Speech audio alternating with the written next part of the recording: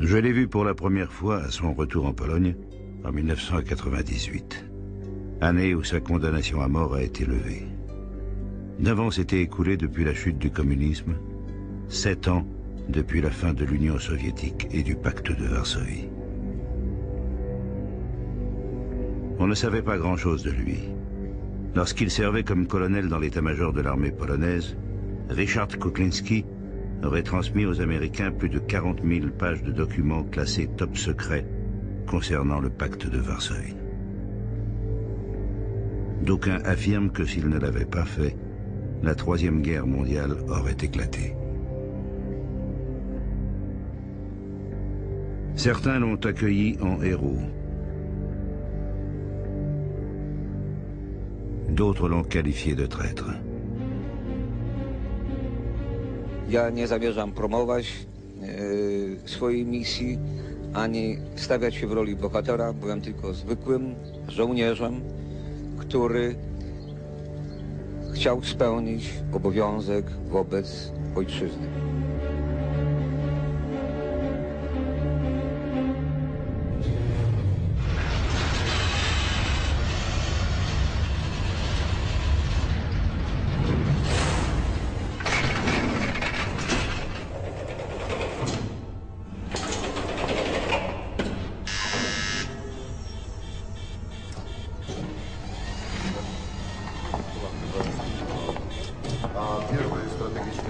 Погнем вдоль набережной Балтийска.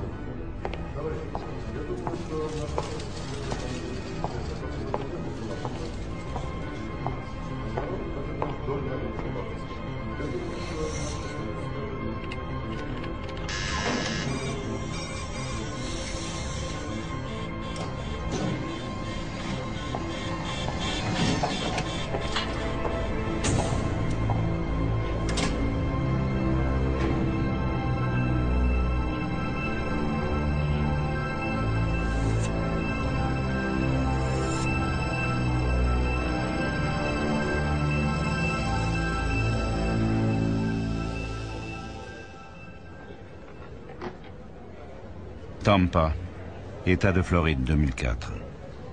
Voici la première scène de mon film sur Ryszard Kuklinski, l'homme qui aurait permis au monde d'échapper à la Troisième Guerre mondiale. Je suis en compagnie d'un de ses amis proches, Joseph Chaniawski.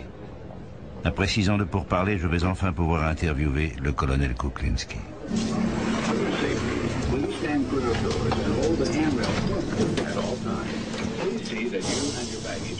Ma caméra fera office de carnet de notes. J'ai choisi un petit modèle pour ne pas effrayer les gens.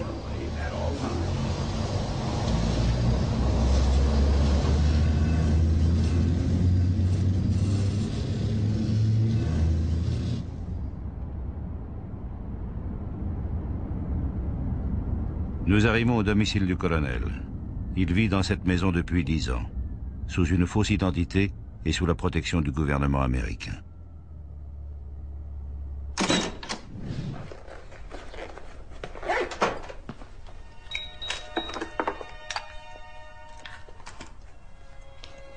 Nikki, la chienne du colonel.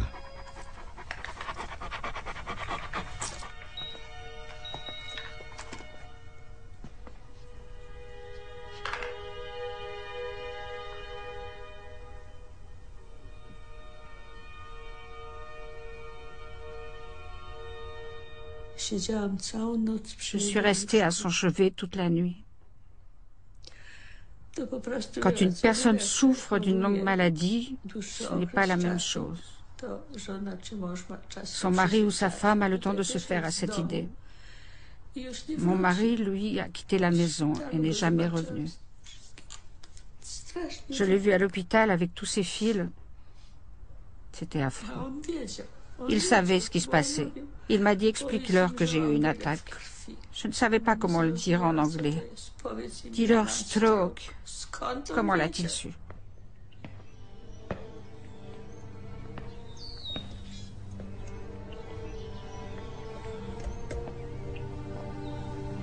J'ai passé quelques jours là-bas, il y a 1 mois.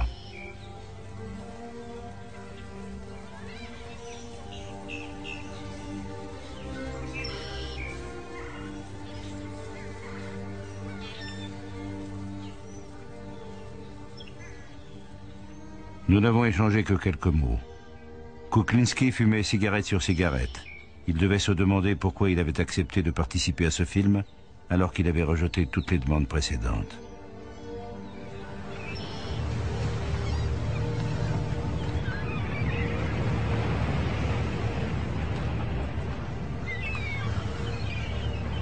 Quand la confiance s'est installée entre nous, il m'a fait venir ici et m'a dit qu'il y venait pour réfléchir, pour être seul.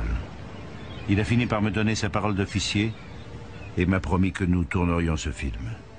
Et puis, il m'a abandonné. Il est parti avec son secret. Je n'ai pas pu m'entretenir avec le héros, mais on m'a remis ses cendres. Il y a une petite poche en velours dans cette boîte. Dans cette urne, c'est Valdemar. D'accord. Oui, c'est cette poche-là. Celle avec le socle? Non. Celle-là. Celle-ci, c'est Richard.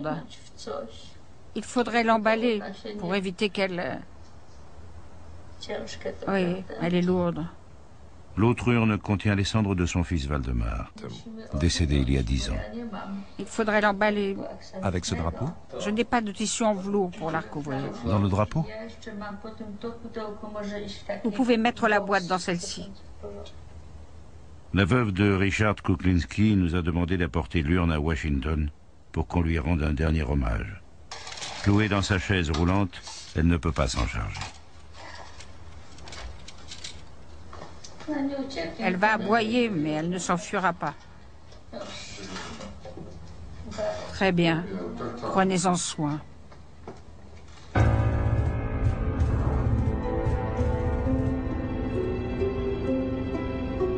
Voilà comment a commencé mon long voyage avec les cendres du colonel Kuklinski et de son fils. À l'époque, je ne me doutais pas qu'il durerait 4 ans et m'amènerait à faire étape à Moscou, Varsovie et Washington, qu'il me faudrait compulser des archives, faire déclassifier des documents et que je rencontrerais des personnes dont j'ignorais presque tout alors. Une grande partie d'entre elles ne sont plus de ce monde aujourd'hui. J'ai sans cesse dû repérer les mensonges. Mon objectif était de reconstituer l'histoire du colonel Kuklinski. Y suis-je parvenu? Une question me tourmentait. Qui était cet homme dont les cendres sont près de moi?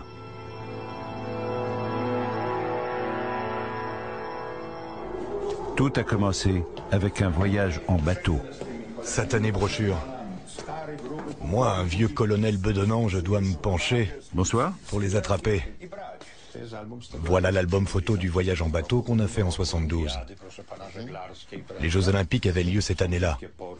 Les noms des ports dans lesquels nous avons fait escale sont inscrits ici. Les photos retracent tout le déroulement de notre périple.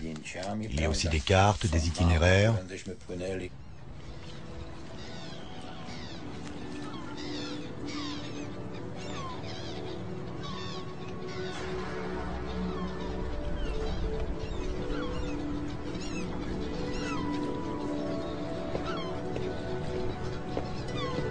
C'est celui-ci, le voilà. Oui, c'est bien le même nom.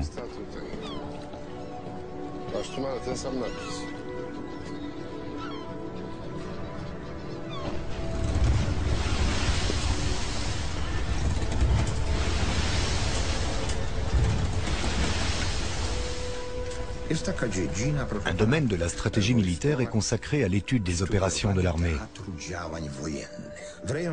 Sous un prétexte quelconque, elle envoie des officiers dans une zone clé. Selon ce principe, nous avons organisé une expédition en mer menée par le colonel Kuklinski. Son fils Bogdan était du voyage. Nous avons fait venir notre famille pour cacher les véritables raisons de notre départ.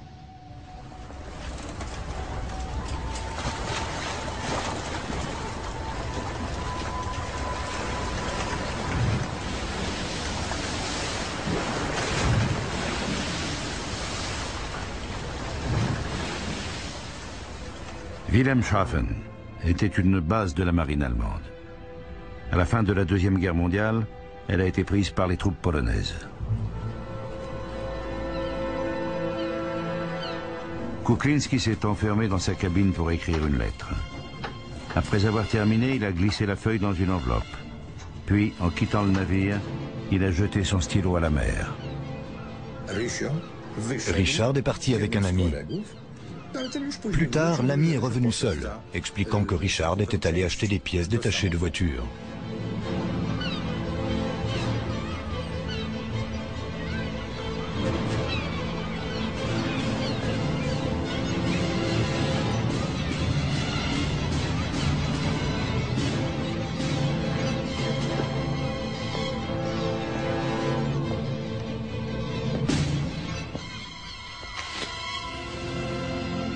Est-ce vraiment ce qui s'est passé? Il a mis très longtemps à revenir.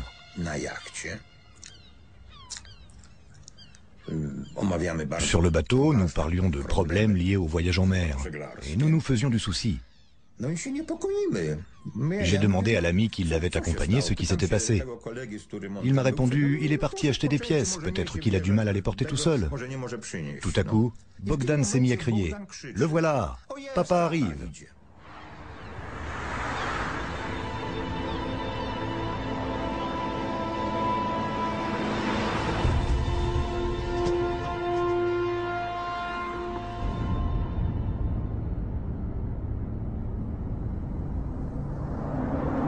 Il y a 2 mois, j'ai contacté par email les agents de la CIA qui ont travaillé avec Kuklinski à l'organisation d'une réunion. Ils ne m'ont jamais répondu.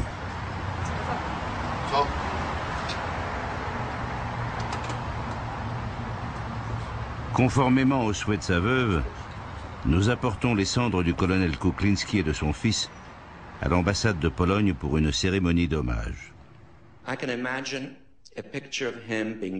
Je l'imagine lorsqu'il a été expulsé de l'armée, dégradé devant ses soldats.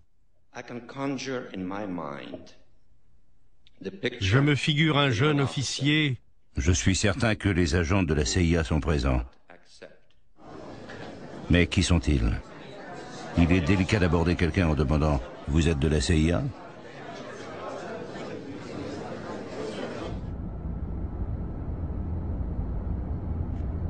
J'ai cru, à tort, que les urnes ne seraient conservées par l'ambassade jusqu'à la prochaine cérémonie.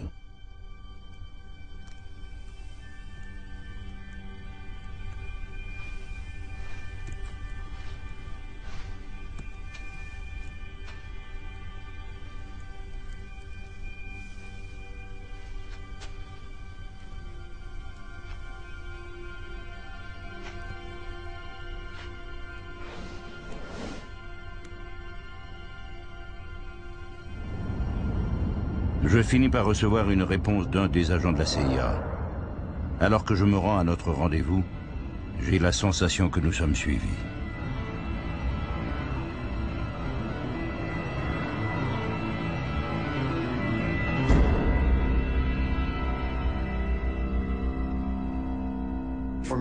Tout a commencé lorsque le chef de poste de la CIA en Allemagne m'a convoqué dans son bureau et m'a remis une lettre. Elle avait été rédigée par un informateur bénévole qui avait signé PV. Il proposait de fournir à l'armée américaine des informations très précieuses concernant les pays du pacte de Varsovie. L'auteur de la lettre, ce PV, devait appeler l'ambassade américaine à Amsterdam un jour précis, à une heure précise.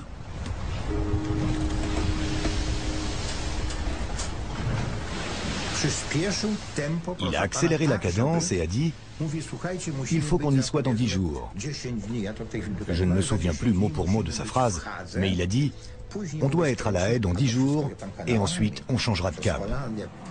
On naviguait sur les canaux des Pays-Bas. On voyait les vaches qui broutaient à proximité des berges.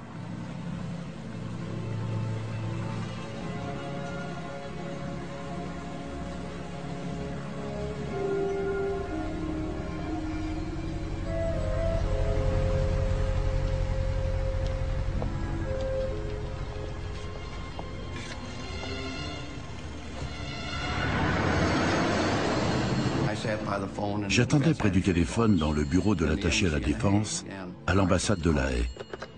C'est moi qui ai décroché. C'était une conversation assez insensée. On parlait à la fois allemand, anglais et russe. Malgré cela, on a réussi à fixer un rendez-vous le soir même dans une gare de La Haye. Lang attend Kuklinski en compagnie d'un autre agent. Vers 22 heures, il l'aperçoit enfin. Quand je lui ai demandé comment je pouvais savoir que c'était bien lui, il m'a expliqué qu'il porterait un treillis, comme celui des Américains pendant la guerre du Vietnam. Vous savez, il existe différents types d'informateurs. Les personnes sincères, les menteurs, les terroristes et les gens comme ça. Quand il a prononcé le mot « treillis », je me suis posé la question. Il s'est avéré qu'il était allé au Vietnam. Il faisait partie de la délégation polonaise du groupe d'observateurs neutres des Nations Unies.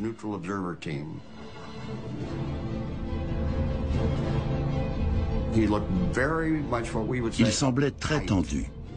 Il fumait énormément. Toutes ces informations semblaient être un fardeau pour lui.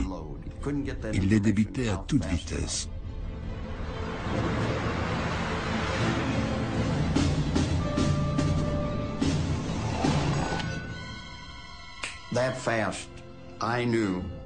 J'ai tout de suite compris qu'il était de notre côté. Il m'a immédiatement convaincu que c'était un homme de confiance. Il savait ce qui se passerait si la situation dégénérait, si les Soviétiques lançaient une invasion. Ce fut notre rendez-vous le plus court. Nous devions le raccompagner à la gare.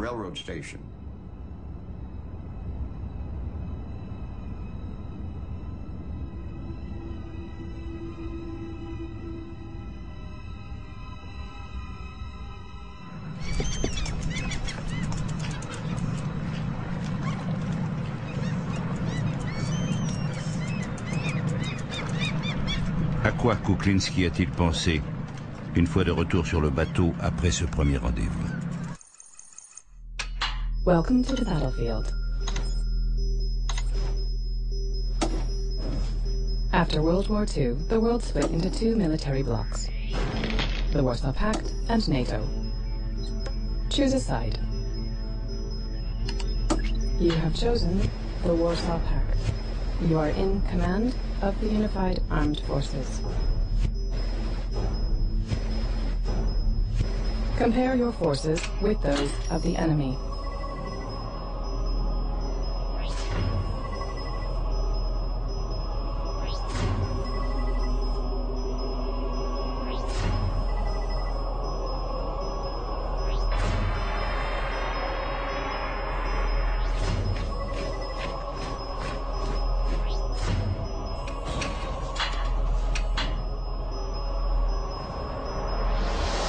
You are now ready for war.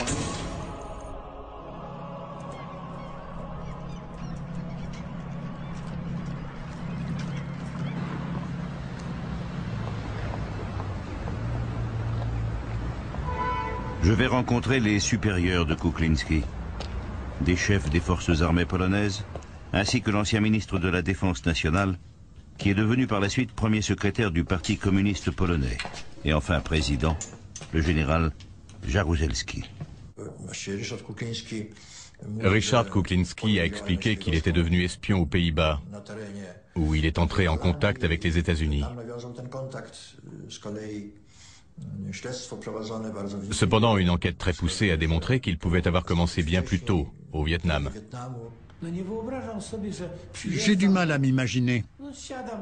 Monter sur un bateau, jeter l'ancre dans une ville d'Allemagne de l'Ouest et passer un coup de fil à l'ambassade. Les gens qui me répondent se dépêchent de venir me chercher uniquement parce que j'exprime le souhait de leur parler. Ce n'est pas comme ça qu'on devient espion.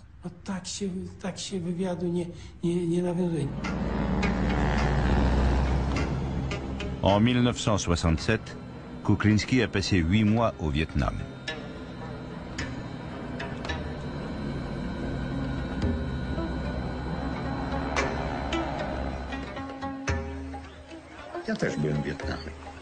Je suis allé au Vietnam, moi aussi.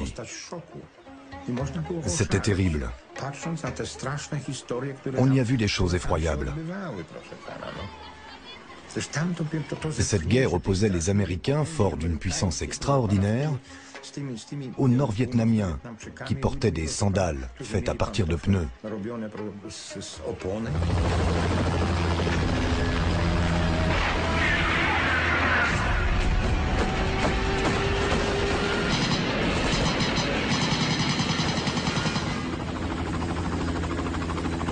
Vous avez pris conscience de la puissance des États-Unis? Oui, mais il était évident que cette puissance était en train de faiblir.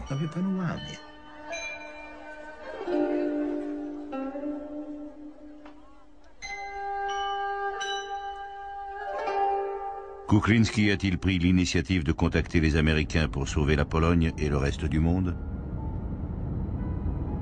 Ou bien s'est-il engagé lorsqu'il était au Vietnam en échange d'une certaine somme d'argent? Seule la lettre de Wilhelmshaven peut me fournir la réponse à ces questions, si elle existe vraiment. Je m'apprête à rencontrer un homme considéré comme l'un des mieux informés au monde. Il a dirigé le service de renseignement de l'armée américaine.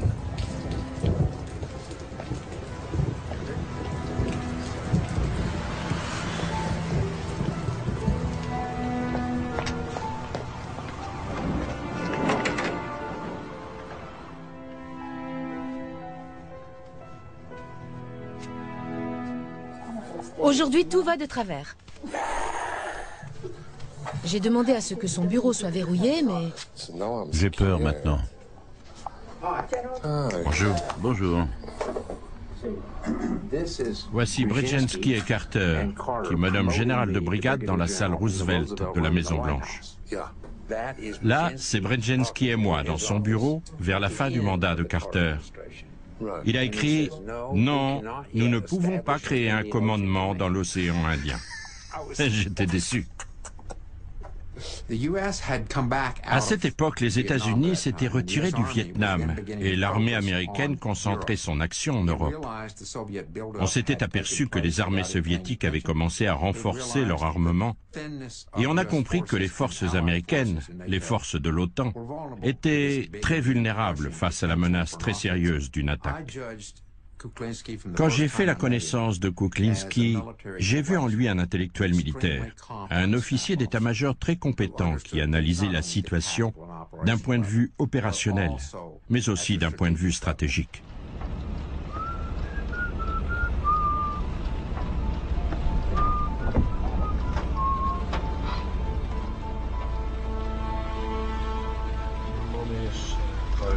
C'est à quelques rues d'ici.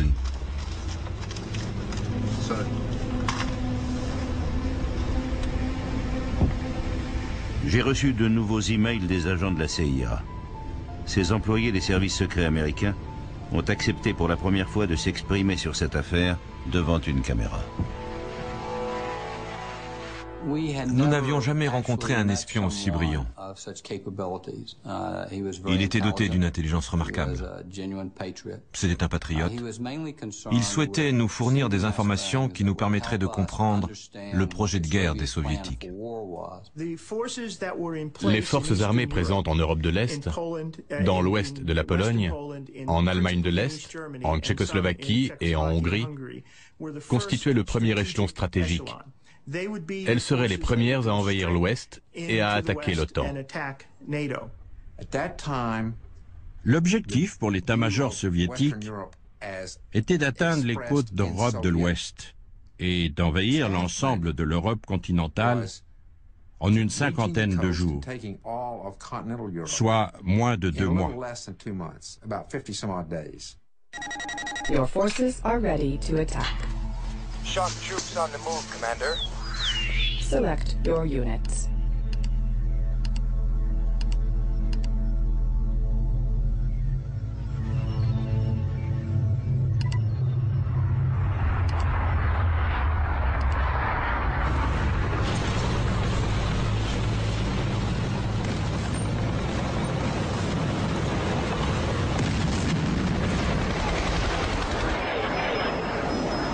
Enemy radar station destroyed.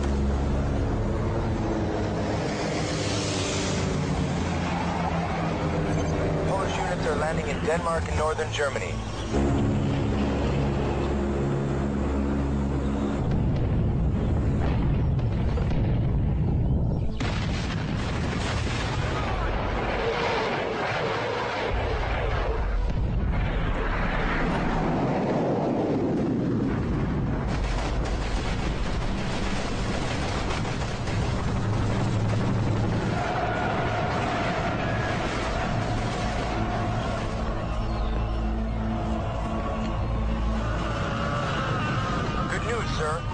enemy is retreating.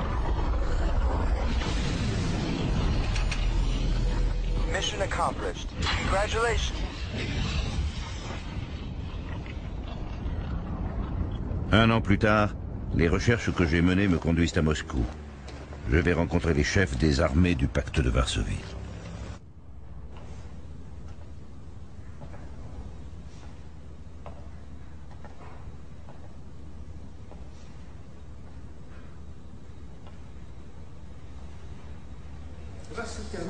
Bonjour. Notre alliance était très puissante. Elle avait les hommes, l'équipement et les armes nucléaires. Nous avions donc l'avantage sur les unités de l'OTAN déployées en Europe. Nous étions prêts.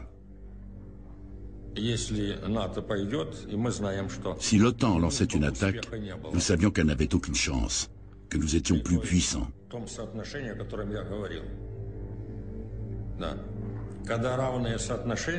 Il est impératif d'avoir une avance quand on prévoit de lancer une offensive.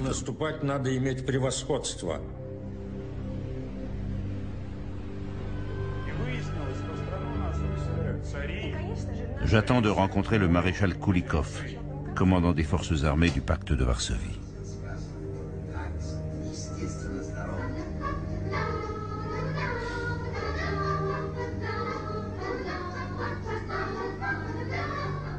J'ai rêvé de lui plusieurs fois.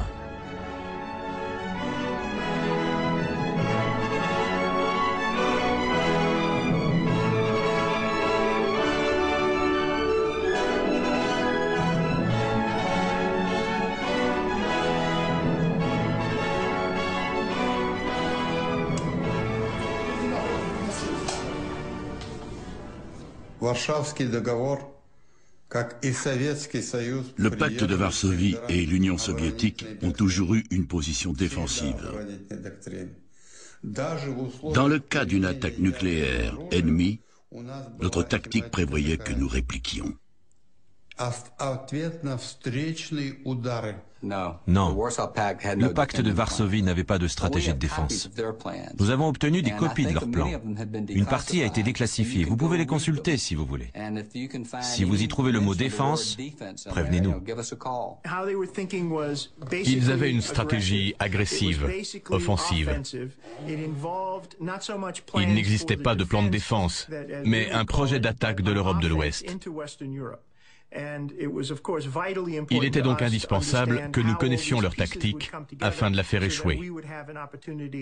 Vous dites que vous adoptiez toujours une position de défense au début des conflits, mais bizarrement, au bout de 3 ou 4 jours, vous passiez toujours à l'attaque. On ne pouvait pas rester en position de défense éternellement. Nous étions très puissants. Et le golfe de Gascogne, vous voyez de quoi je parle, il était tout proche. Croyez-moi. Était-ce la première fois que vous alliez à l'Ouest? Non, nous y étions déjà allés bien avant cela. D'accord. Oui, bien avant. Mais vous avez été fasciné par ce que vous y avez vu. Oui, bien sûr. Ici, la vie était assez triste. Nous étions captivés par tout ce qu'il n'y avait pas chez nous. Les sex shops, les vitrines. Je ne veux pas trop m'étendre pour ne choquer personne, mais il est important d'en parler. Évidemment. C'était des choses qui nous intéressaient.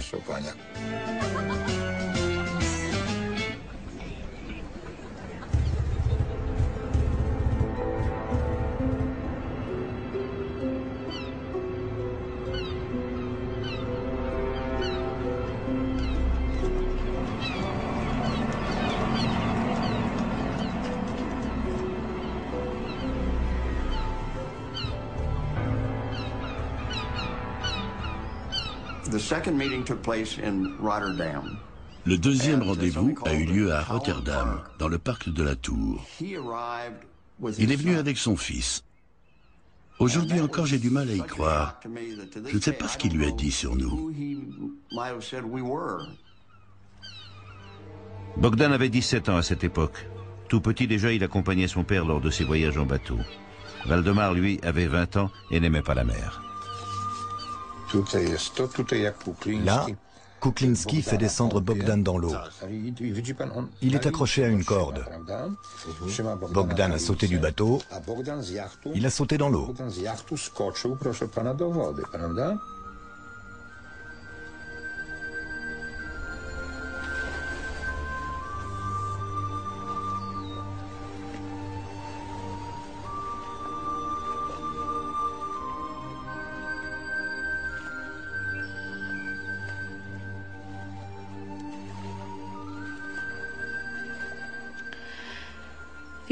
Quand les garçons étaient petits, ils s'en occupaient plus souvent.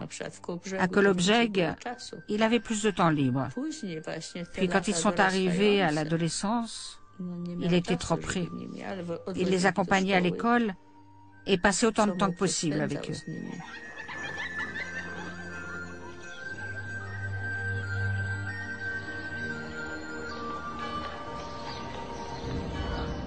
Je m'aperçois que Kuklinski avait 42 ans à cette époque, mon âge aujourd'hui. Comme moi, il avait 2 fils, une femme, une maison qu'il avait construite de ses mains. Son travail était apprécié, il menait une carrière brillante. Les bateaux étaient sa passion. Pourquoi a-t-il pris le risque de perdre tout cela ?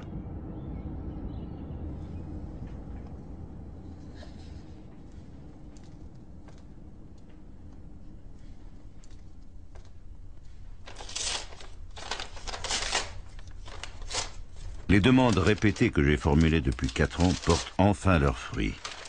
Je reçois un pli de la CIA.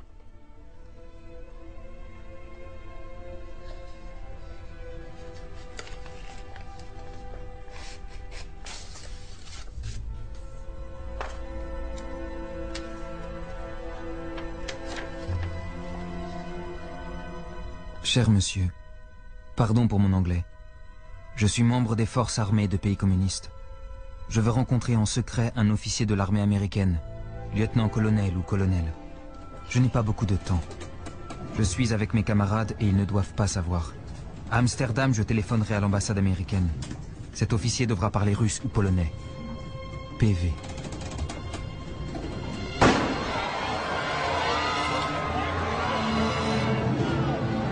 Pendant cette croisière, Kuklinski et Lang se sont vus une dernière fois à Kiel, où avait lieu la compétition olympique de navigation.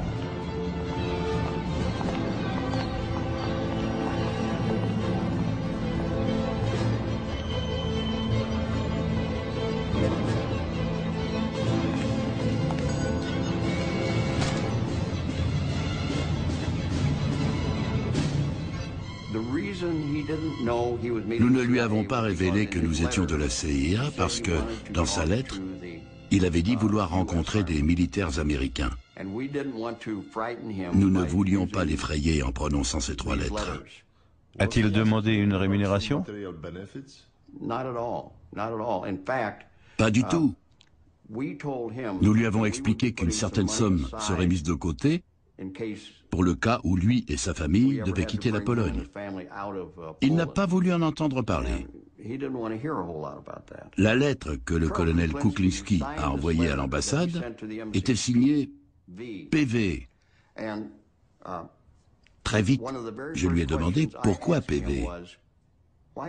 Il a levé la main, pointé le doigt vers le ciel et dit « Polish Viking ». Je suis le viking polonais. Le lendemain matin, Wally et moi sommes allés nous asseoir sur un rocher à l'extrémité est du canal de Kiel. On a regardé le navire quitter le canal et partir à l'horizon.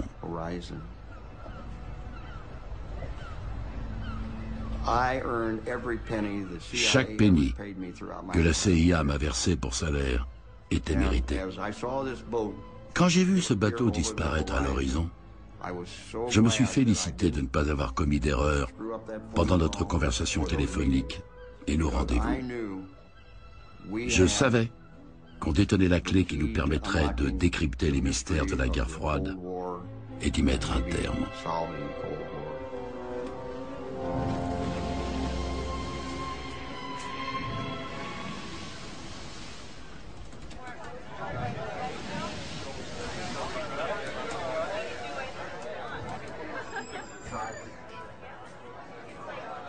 Musée international des espions à Washington. Le directeur, un ex-agent de la CIA, a épluché des milliers de documents sur l'affaire Kuklinski à la demande de Benjamin Weiser, un journaliste.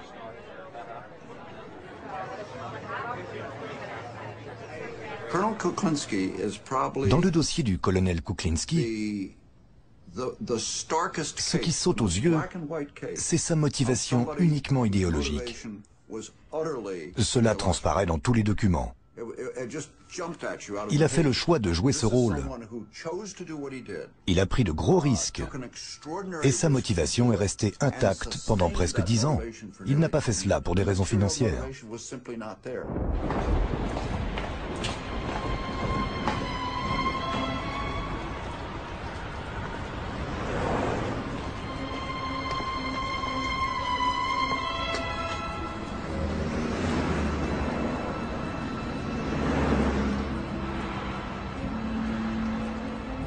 Nous rendons visite au seul militaire qui ait eu accès à ces documents.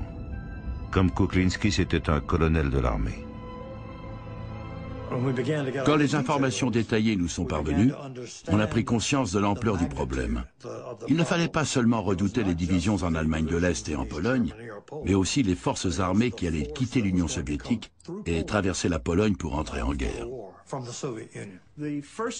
Le premier échelon stratégique était à peu près aussi important que l'OTAN. Et le second échelon comptait autant d'hommes. Nous pensions pouvoir vaincre le premier échelon, mais pas le second. Parlez-nous du second échelon stratégique que les Américains craignaient tant.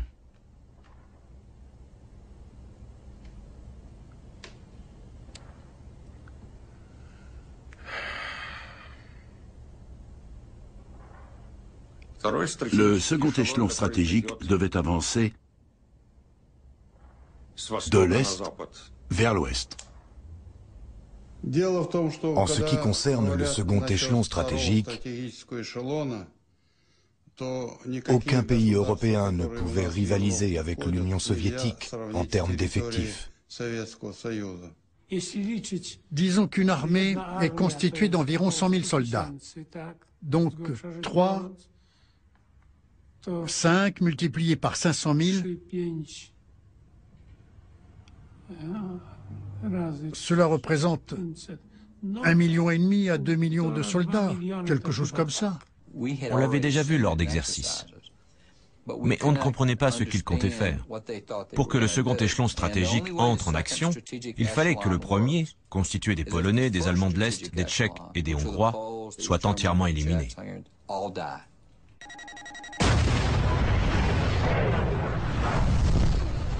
Your progress is slowing. You are suffering losses.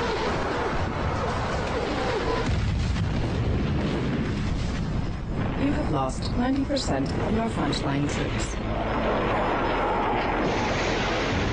You are in urgent need of reinforcements. The second echelon is ready to attack. Awaiting orders, Commander. Select your second echelon. The second echelon has been deployed to the front line.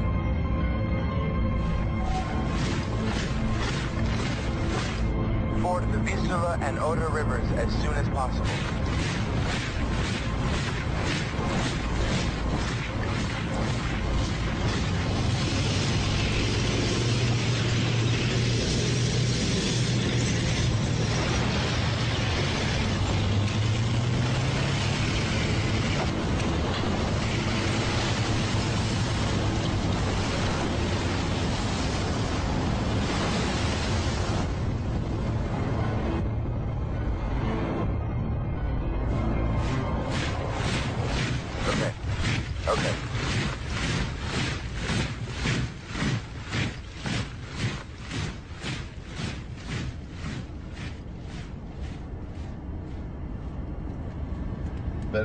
Au panneau, prendre la première à droite.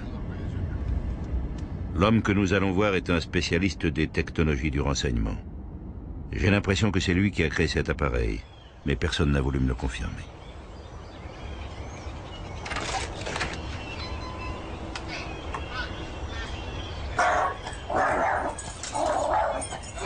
Bonjour. Bonjour, moi c'est Kiss. Dariusz Jablonski. Ne filmez pas tout de suite. Bonjour, bonjour. Entrez donc. C'est extraordinaire. Bonjour. Ceci est un appareil photo en état de marche. Aujourd'hui encore, son assemblage nécessite une précision d'horloger. C'est ce même appareil qui a été placé dans le briquet de Mark Cricket. Ce briquet était très prisé des militaires du pacte de Varsovie et de l'armée soviétique. C'étaient de gros fumeurs. Le briquet jetable de Cricket était donc considéré comme une cachette efficace. Il aurait envoyé plus de 40 000 documents explosibles? Tout à fait. Techniquement, c'est possible. Mais je vous dis ça aujourd'hui, confortablement installé dans mon fauteuil 25 ans après les faits. Quartier général de l'état-major de l'armée polonaise. C'est ici que Kuklinski a travaillé, d'abord en tant que directeur adjoint du service d'entraînement opérationnel, puis en tant que responsable du service de planification générale, le cerveau de l'armée. Il marchait en chaussettes sur des cartes gigantesques qu'il annotait à l'aide de crayons de couleur et de feutres.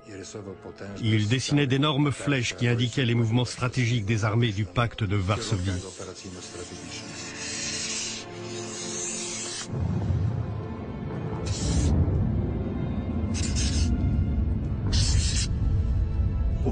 Lui faisiez-vous confiance? Absolument. J'étais convaincu qu'il était digne de confiance. Un directeur très compétent, un officier très qualifié. L'honneur et la dignité sont des valeurs auxquelles il est très attaché. Très intelligent, travailleur et persévérant. Doté d'une faculté d'analyse exceptionnelle. S'exprime de façon très claire, aussi bien à l'écrit qu'à l'oral. Il a reçu diverses décorations, notamment du chef d'état-major et du ministre de la Défense, le général Jaruzelski.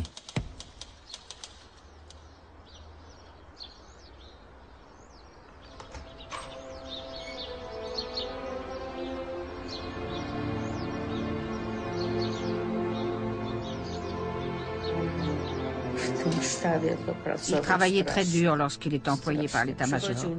Il rentrait pour le déjeuner, s'allongeait 5 minutes, il ronflait puis repartait au travail. C'était ça sa pause déjeuner. Il restait au bureau jusqu'à 8, 9, 10 heures du soir. Il était toujours à la recherche de ses lunettes ou de ses clés. Et de ses chaussures? Non, pas de ses chaussures. Il était sans arrêt en train de chercher ses documents. Il rentrait énervé. Il doit bien être quelque part. On va m'arrêter. C'est un document classé secret. Bien évidemment, il les retrouvait toujours. Mais il était tellement stressé quand quelque chose se perdait.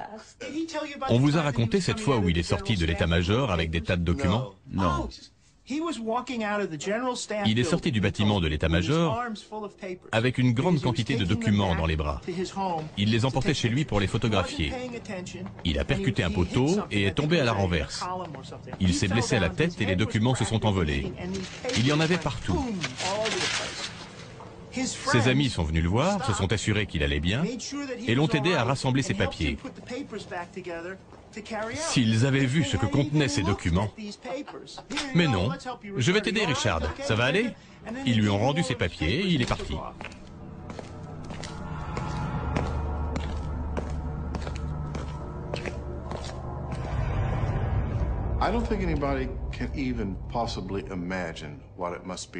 Personne ne peut imaginer ce qu'il a vécu pendant ces 9 ans.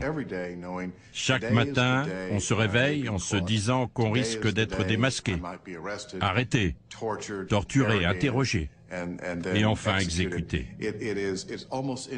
Il est presque inconcevable qu'il ait pu supporter une telle pression. Pour ça, il faut être très solide dans sa tête et être convaincu du bien fondé de ses actes.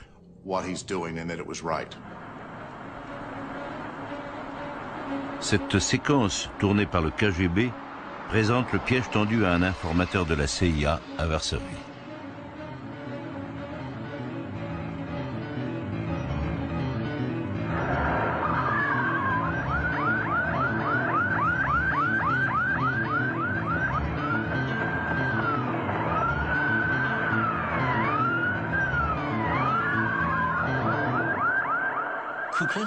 Si Kuklinski a réussi à photographier tant de documents, c'est parce que les systèmes de protection étaient bâtis pour empêcher l'ennemi de pénétrer de l'extérieur.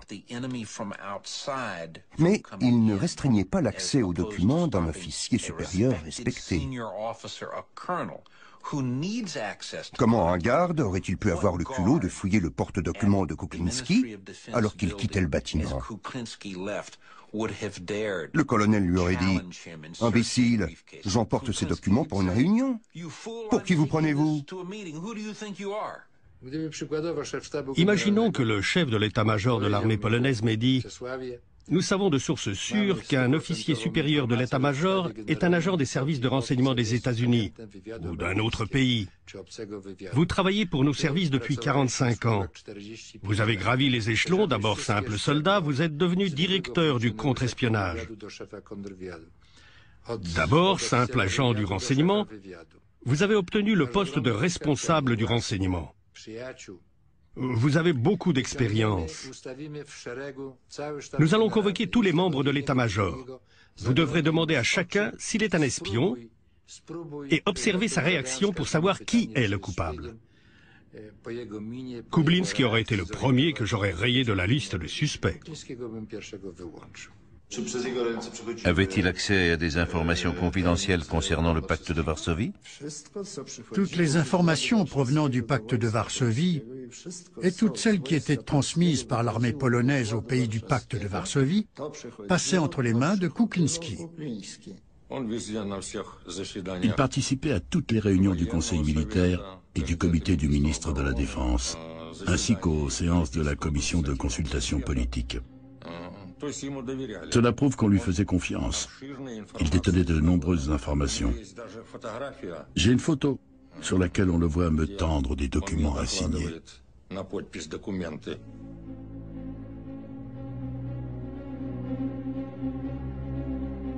On demande à des aveugles de toucher un éléphant puis de le décrire. Le premier tâte sa queue et dit « L'éléphant est semblable à une corde ».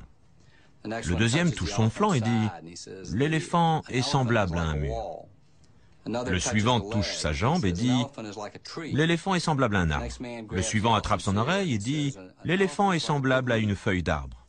Le dernier examine la trompe de l'animal et dit « L'éléphant est semblable à un serpent ». Aucun d'eux n'a décrit l'éléphant. Le plus important chez cet animal, c'est son cerveau et sa carrure. Le colonel Kuklinski nous a aidés à analyser le cerveau de l'éléphant, ses mouvements, à prévoir ses actions. Il nous a montré ce qui se préparait.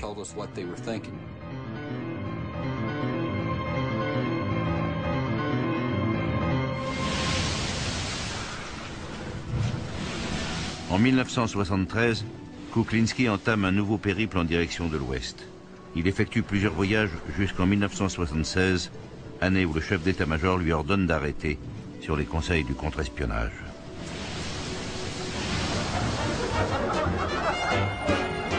Eine dicke Zigarre hängt auf seinem Maul und ist fett und unangenehm. Jeder weiß, wenn sein Gefängnis fällt und der wird leider niemals auf. Der dicke Un nouvel agent attend Kuklinski à Hambourg pendant 12 heures. Il avait l'allure d'un militaire. Il m'a regardé droit dans les yeux et s'est présenté. Je lui ai donné mon nom en précisant que je travaillais pour la CIA.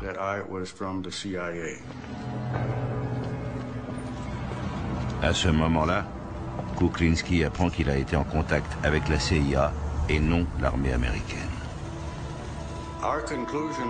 Nous en étions venus à la même conclusion. Ce qui l'a poussé à prendre une décision terriblement difficile. Il allait risquer sa vie et celle de sa famille parce qu'il s'était aperçu que son pays, votre pays, allait bientôt être rayé de la carte si certains événements se produisaient.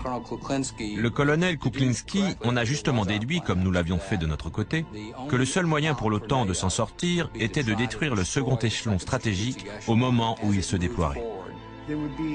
Cela impliquerait de lourdes attaques aériennes, le lancement de missiles et de roquettes liés à des systèmes d'attaque complexes créés spécialement pour empêcher la progression du second échelon en Pologne. Nous avions envisagé la possibilité que des armes nucléaires soient utilisées en Europe centrale plutôt qu'en attaque directe sur les États-Unis et l'Union soviétique. La Pologne et l'Allemagne de l'Est devaient essuyer le plus fort de l'attaque. Elles allaient être réduites à néant. Ces pays seraient devenus un no man's land nucléaire. Ça aurait été un véritable holocauste, un génocide. Des pays entiers auraient pu être détruits.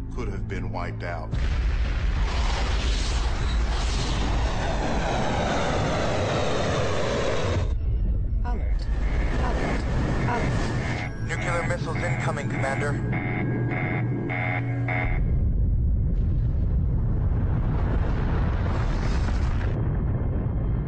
You have 10 seconds to respond, sir.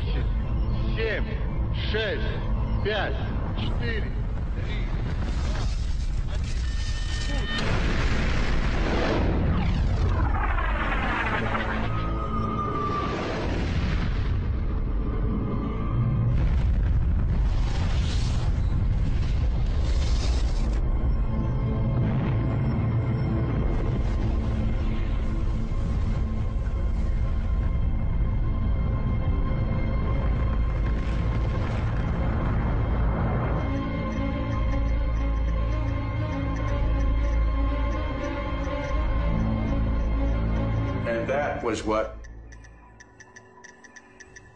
C'est cette perspective qui l'a poussé à résister.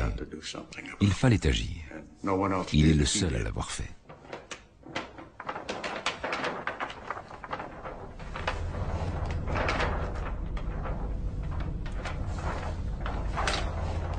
Quatre ans plus tard, en 2008, je me trouve au ministère de la Défense en Pologne. Je découvre les cartes du pacte de Varsovie qui viennent d'être déclassifiées. On laisse le pied dans le coin. Bonjour, monsieur le ministre. J'ai été fasciné par cette carte lorsque je l'ai vue pour la première fois dans les archives de l'armée. On y voit le scénario d'une guerre nucléaire en Europe. Sous prétexte de répondre à une attaque, les armées du pacte de Varsovie marchent jusqu'aux rives de l'Atlantique.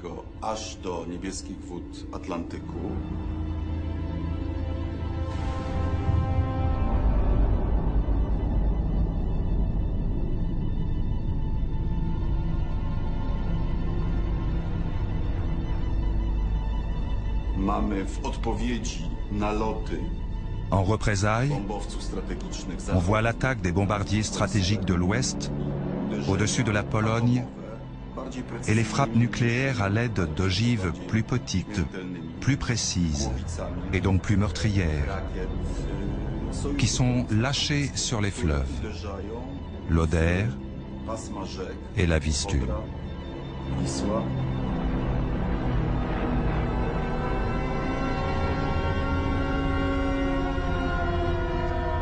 32 ans après la première croisière de Kuklinski, je me rends à Kiel. Je cherche l'emplacement d'amarrage du Legia. Tandis que je suis le chemin emprunté autrefois par le colonel, une question m'assaille. La peur qu'un tel conflit éclate justifiait-elle qu'il prenne une décision aussi risquée? Sur cet embarcadère par ici. Comment a-t-il trouvé la force de s'opposer au système dont il faisait partie? De tenter seul d'influer sur le destin du monde quoi qu'il lui en coûte. Quel genre d'homme peut oser faire une chose pareille? Si je ne me trompe pas, ça devrait être là. Oui, c'est ça. La maison est là. Ça, ce sont les poteaux. Oui, ce sont ces poteaux-là, oui. Voilà. C'est là qu'était le Legia.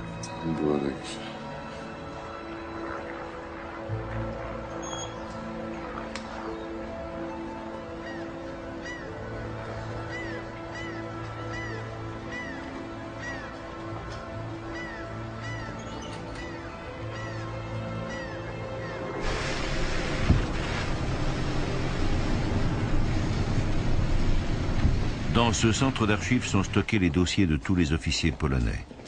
Celui de Kuklinski était classé top secret.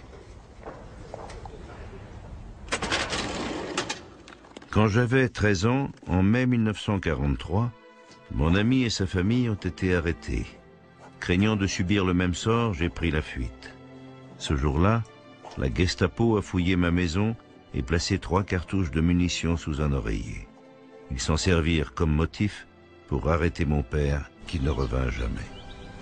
J'étais à la campagne, à Niedabil, quand c'est arrivé.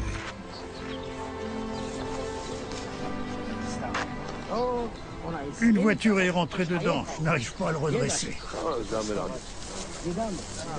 Mais si, on va le faire. C'est impossible. Mais non. On s'est rencontrés alors qu'on passait des vacances à Niedabil. Il est né et a grandi à Varsovie, dans un quartier juif. Comme vous le savez peut-être, de nombreux juifs vivaient dans la vieille ville. Dans son immeuble, la moitié des habitants étaient juifs.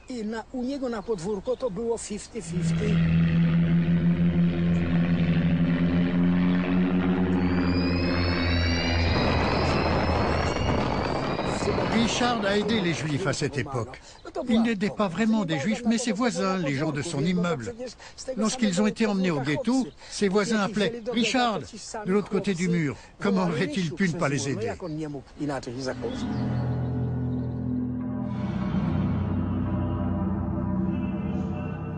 On est monté sur le toit en passant par la trappe. C'était un jour ensoleillé d'avril. Et si je me souviens bien, le ciel était un peu nuageux comme ce matin, mais le soleil brillait. Tout à coup, on a entendu des coups et vu des flammes et de la fumée. Personne n'a compris qu'il y avait une révolte dans le ghetto.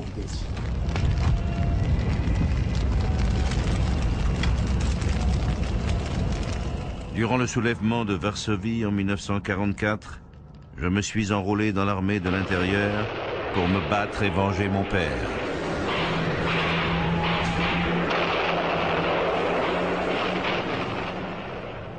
Après la guerre, quand je suis retourné à Varsovie, ma maison était en ruine. On était 5 ou 6. On se réunissait souvent. Il me parlait de son père. Ça me touchait toujours beaucoup. J'avais de l'affection pour lui. C'était un enfant. On aurait pu le prendre pour un jeune scout. Il avait un visage enfantin. J'avais du mal à croire qu'il avait 16 ou 17 ans. Il me parlait de son père et je sentais que ça avait été un événement tragique pour lui. Bien souvent, il pleurait.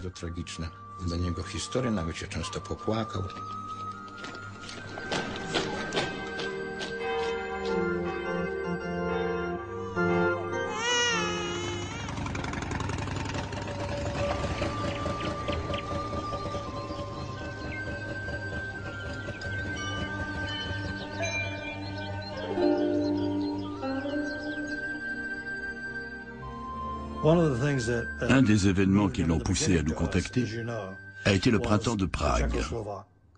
À son retour du Vietnam, il a été envoyé au quartier général du pacte de Varsovie pour participer à l'invasion de la Tchécoslovaquie en 1968.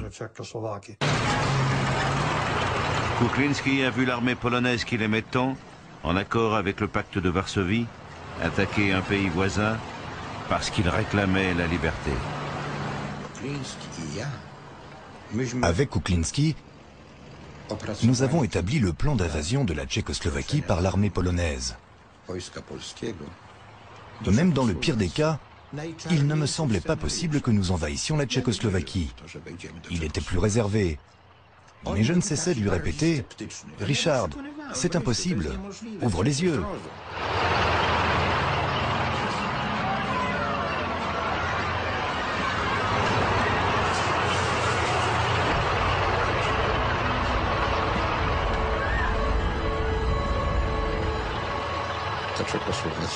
Les événements qui ont eu lieu en Tchécoslovaquie l'ont fortement marqué. Il ne pouvait l'accepter. Il n'arrêtait pas d'en parler, d'y penser. Un autre incident l'avait beaucoup perturbé. Les fusillades de 1970 en Pologne, au cours desquelles plusieurs personnes ont péri. Il reprochait à Jaruzelski d'en avoir donné l'ordre. En décembre 1970, Les grèves et les manifestations ont été violemment réprimées par l'armée polonaise, qui s'en est prise au peuple de son propre pays.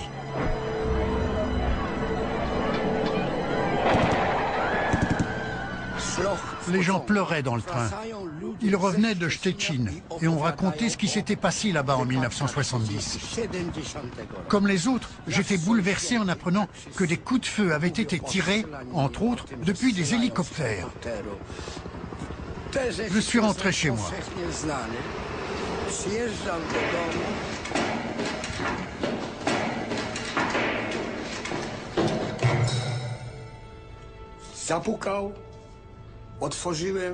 Quelqu'un a frappé à ma porte.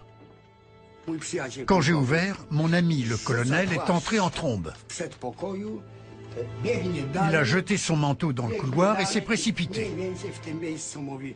Il se tenait à cet endroit quand il a dit « Les salauds, qu'est-ce qu'ils ont fait ?» Ensuite, il a allumé une cigarette, il est sorti sur le balcon et m'a tout raconté, comme s'il faisait un rapport, des documents qui indiquaient le nombre de morts, de blessés, la quantité de munitions utilisées. 1160 personnes ont été blessées et au moins 44 ont trouvé la mort. Il m'a parlé de l'entretien qu'il avait eu avec le collègue qui avait donné l'ordre de tirer. Quand il lui a demandé comment il avait pu prendre une telle décision, l'homme lui a répondu « Richard, je n'endors plus la nuit. Je vois les images, ça me dégoûte, mais que pouvais-je faire d'autre ?» Jesteśmy drugą armią Układu Warszawskiego. Armią, z której możecie być dumni. Autentycznie dumni, dobrą, zdyscyplinowaną, ofiarną, ideową. Nasz żołnierz będzie każdej ludowej władzy bronić. Razem z wami będzie bronić. I partii będzie bronić.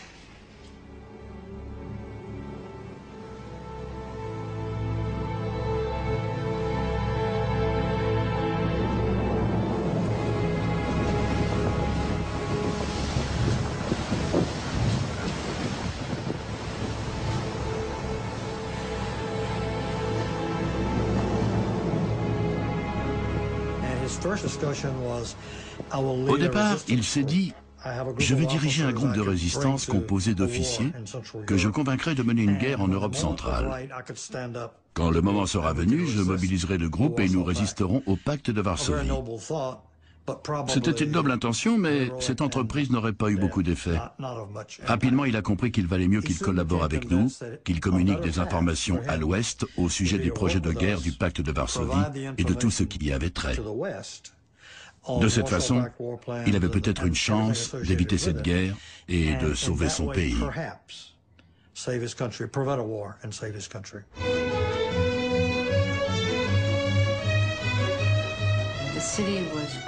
Cette ville était grise et sinistre. Dans la rue, les gens ne portaient que des vêtements sombres et ne regardaient personne droit dans les yeux.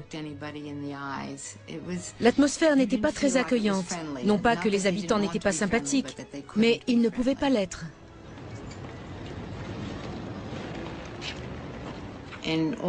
Avant cela, je ne m'étais jamais immiscée dans les affaires de mon mari. Mais quand nous sommes arrivés en Pologne, j'avais besoin d'être impliquée. Quand on parle de rendez-vous avec Kuklinski, on s'imagine qu'on s'asseyait tous autour d'une table et qu'on parlait. Pas du tout. Lors de notre plus longue entrevue, il nous a remis un paquet et nous sommes partis immédiatement. Nous avions à peine le temps de voir son visage en général. Quand on sortait, on vérifiait qu'on n'était pas suivi. On étudiait les réactions des gens autour de nous. Il fallait être sur le qui-vive. Si on était démasqué, il fallait être prêt à fuir rapidement. On n'avait pas droit à l'erreur. 8 ans après le premier contact entre Kuklinski et la CIA, la Pologne fait un pas en avant vers la liberté. Le syndicat Solidarność voit le jour, mené par Lech Walesa. En août 1980, année qui a vu la création de Solidarność, j'ai acquis la conviction que je n'étais pas seul. Je ne suis pas le seul engagé dans cette voie, J'ai découvert que la nation voulait être libérée de l'entrave du communisme. Après tout, j'ai aujourd'hui plus de facilité à agir pour mon pays et pour sa liberté qu'il y a 9 ans. Ce sont les efforts des individus, et pas seulement les miens, qui fonderont une nation forte face à laquelle le plus grand des pouvoirs sera impuissant. Un texte du colonel Kuklinski. Dès août 1980, Kuklinski travaille sans relâche pour fournir à la CIA des renseignements concernant les menaces qui pèsent sur Solidarność. La Pologne était située sur l'axe principal. Tous les réseaux de communication vers l'ouest, qui étaient activés en cas de guerre, passaient par la Pologne.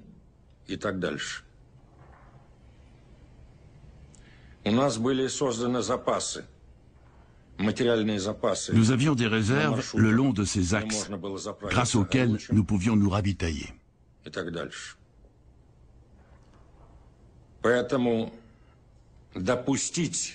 C'est pourquoi il n'était pas possible de laisser la Pologne quitter le pacte de Varsovie et rejoindre l'OTAN. C'était inacceptable pour moi. Très urgent. 4 décembre 1980. Les forces d'intervention seront composées de 18 divisions. 4 divisions de l'armée polonaise se joindront aux forces unifiées. La date fixée pour l'entrée en République populaire de Pologne est le 8 décembre. Sous la pression de ses députés, le général Siewicki a supplié le ministre de la Défense de repousser l'attaque des forces unifiées. Mais ce suppôt apeuré de Moscou n'a même pas voulu examiner cette possibilité. Jack Strong. Dans les jours qui ont précédé le 1er décembre, nous redoutions que les Soviétiques lancent l'invasion.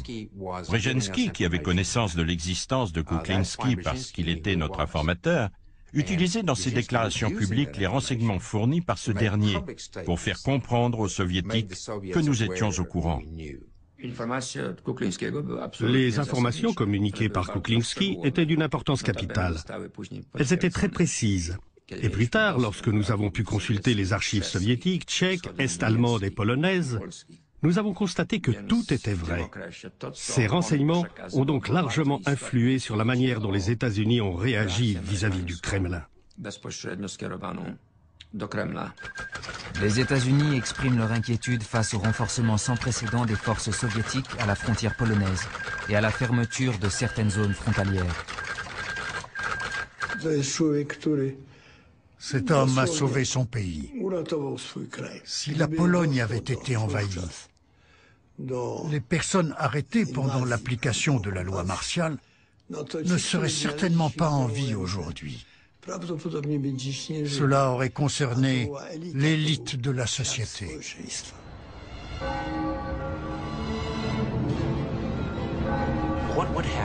Que se passerait-il si Kuklinski apprenait que l'Ouest était sur le point d'être attaqué? Comment pouvait-il envoyer cette information de la plus haute importance? La CIA a mis au point un appareil révolutionnaire, l'équivalent d'un smartphone aujourd'hui. Un petit engin électronique portable de la taille d'un paquet de cigarettes. Quand Kuklinski plaçait cet appareil à proximité du récepteur, les informations étaient transmises automatiquement.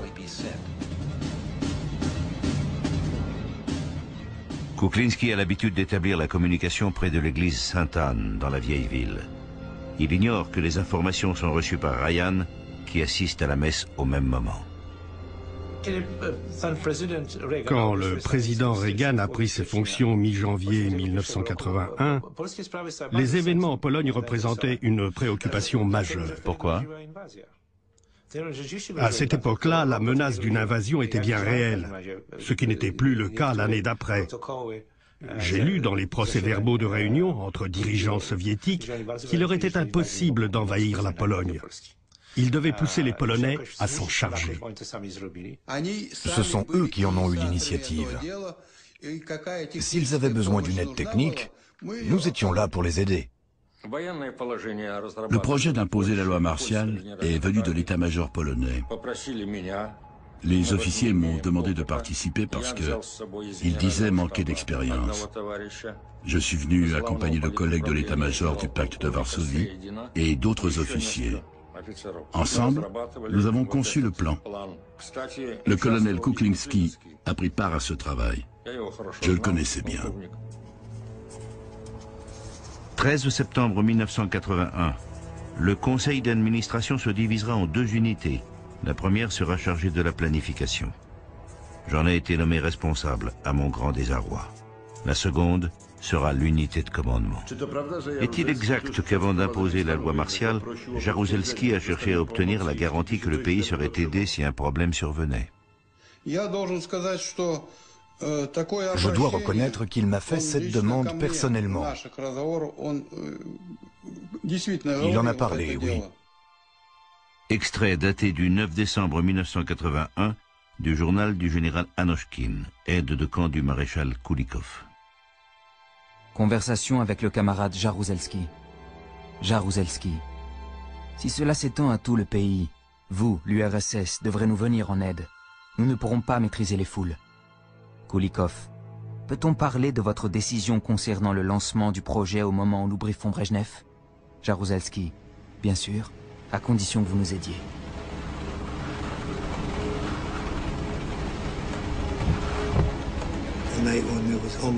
Ce soir-là, le temps était à la tempête. La pluie était torrentielle. Je suis arrivé avec 1 ou 2 minutes de retard. Quand j'ai rejoint le lieu de rendez-vous, il n'était pas là. Je m'apprêtais à repartir après avoir échoué dans ma mission. Comme je vous le disais, je le reconnaissais seulement à sa carrure. À ce moment-là, j'ai vu un homme. Il portait une capuche. Il s'est retourné et a reconnu ma voiture. C'est le souvenir le plus marquant que j'en garde. Ce jour où je l'ai reconnu dans son imperméable. «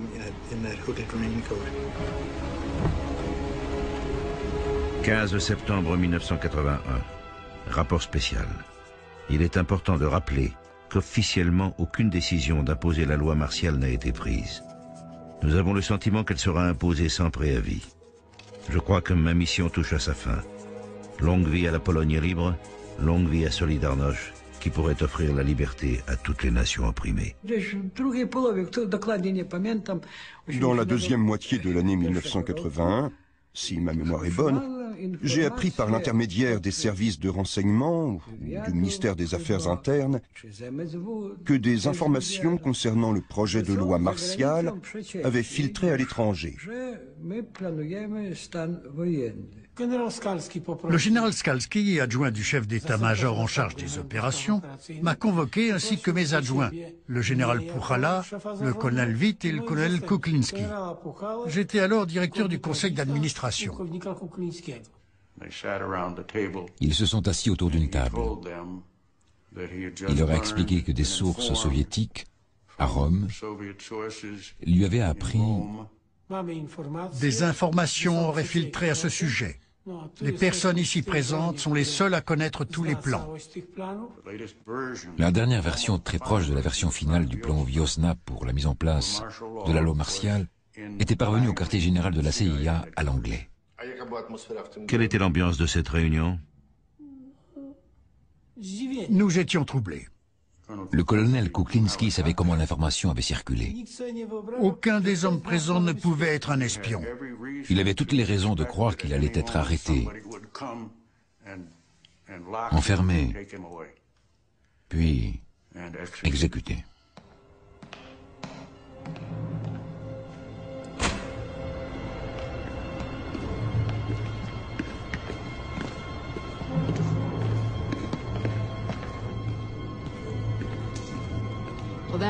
Ce matin-là, quand je suis arrivée dans la zone sécurisée, j'ai regardé l'appareil.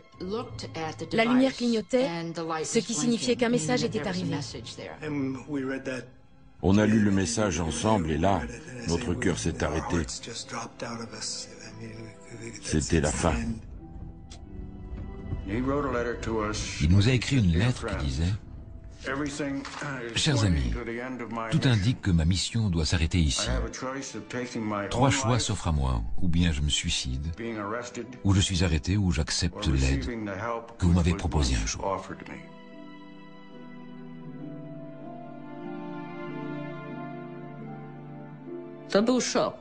Ça a été un véritable choc. Mais c'est moi qui ai pris la décision. Il fallait que nous partions. Mon fils cadet a accepté tout de suite et l'aîné a dit qu'il devait réfléchir. Finalement, il nous a suivis. On ne s'y attendait pas du tout. Quand on s'est vus, il tremblait. Il était bouleversé, vraiment affolé.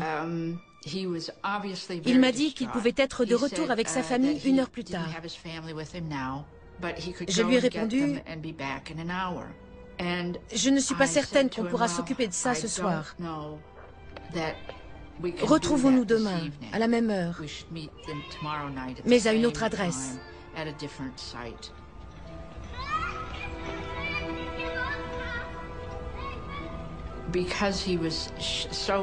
Il semblait tellement choqué que je l'ai soutenu pendant que nous marchions.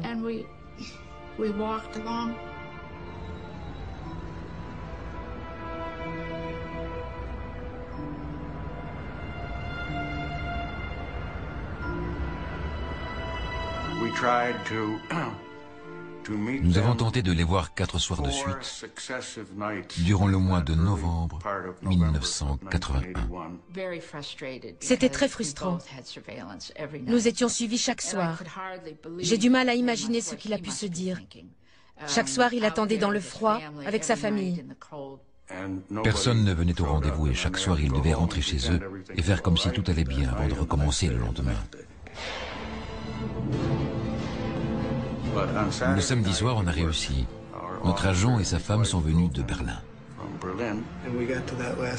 Le feu est passé au vert et on a pris le dernier virage. Là, j'ai vu un visage. J'ai éteint les feux pour qu'il vérifie la plaque d'immatriculation et voit que c'était la voiture qui l'attendait. Ils sont montés dans la voiture, ils les ont cachés sous des couvertures. On les a couverts avec des paquets et des sacs. C'était nos achats de Noël. On s'est rendu dans une rue près de l'ambassade. Des gardes étaient là. On les a fait sortir de voiture, puis ils sont montés dans un autre véhicule qui attendait à côté. Ils sont partis tout de suite en direction de l'ouest pour Berlin.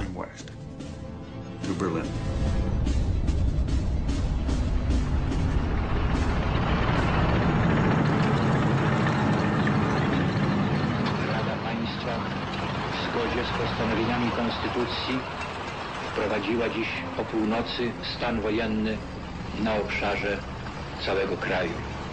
Wielki jest ciężar odpowiedzialności, jaka spada na mnie w tym dramatycznym momencie polskiej historii.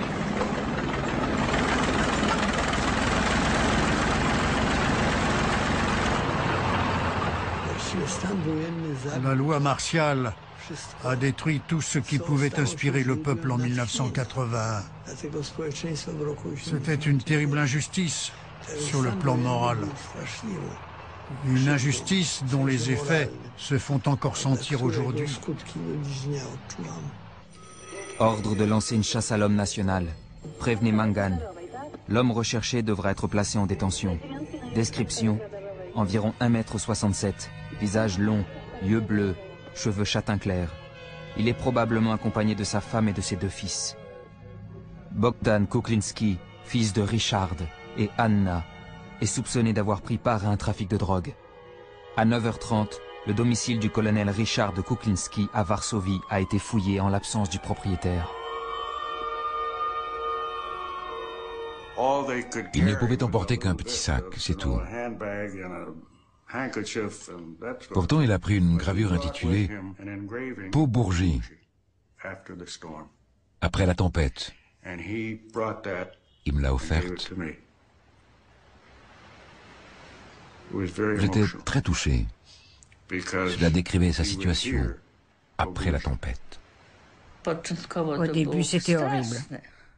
Vraiment horrible. Mon pays me manquait terriblement. Il m'a fallu quelques années pour m'habituer. Nous ne pouvions nouer d'amitié avec personne, et surtout pas avec des Polonais. Nous ne parlions pas anglais, ce qui compliquait les choses. Richard communiquait en russe, moi en allemand. On a appris quelques rudiments d'anglais plus tard. Mais on peut dire que jusqu'à la fin, notre vie sociale était inexistante. Nous étions seuls. Voici les photos du premier Noël après leur départ.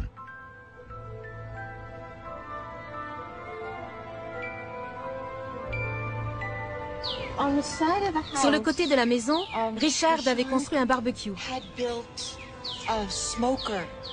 Dans le jardin, il y avait un joli bosquet et des roses magnifiques. Je n'en avais jamais vu d'aussi belles.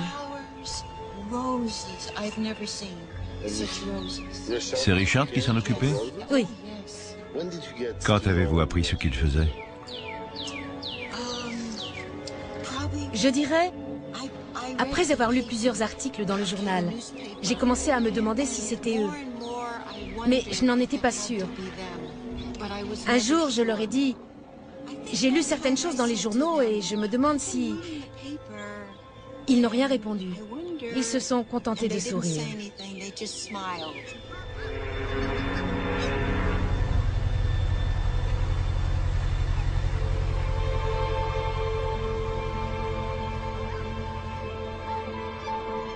J'ai rendez-vous avec la personne qui assurait sa protection aux États-Unis. Je m'habitue à la présence du colonel Kuklinski, qui m'accompagne pendant mon voyage. Ou peut-être est-ce moi qui l'accompagne dans cette plongée au cœur de sa vie.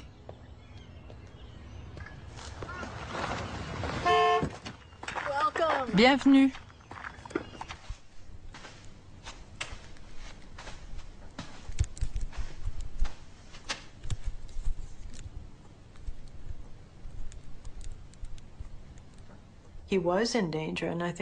Il avait conscience qu'il était en danger. Même si le gouvernement américain faisait tout pour assurer sa protection, il savait que s'il était retrouvé, il était en danger. Il était donc essentiel que son identité reste secrète.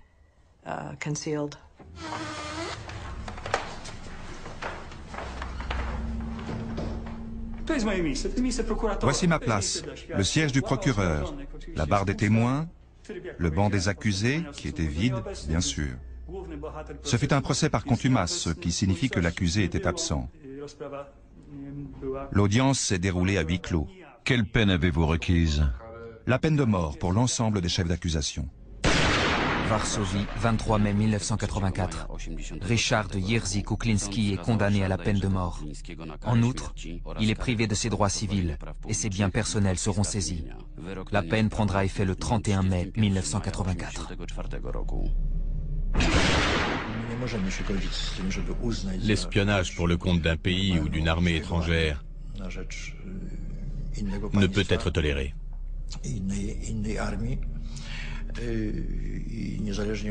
Quelle que soit la manière dont on l'envisage, cela demeure un acte d'espionnage, de désertion. J'avais parfois envie de le contacter par je ne sais quel moyen pour lui proposer qu'on se rencontre. Je voulais lui demander pourquoi il avait fait ça, comment il s'y était pris. J'aurais aimé lui poser quelques questions d'ordre professionnel. Il a trahi la Pologne et les forces armées. Il nous a trahis, a bafoué notre éthique. Il a rompu le serment. J'ignore pourquoi il a rompu. Certainement pour des raisons crapuleuses. Que fait un officier s'il constate que ses supérieurs trahissent le pays et la société au profit d'un pouvoir extérieur, en l'occurrence l'Union soviétique? Voilà dans quelle situation était Kuklinski. C'est une décision très difficile à prendre pour un officier.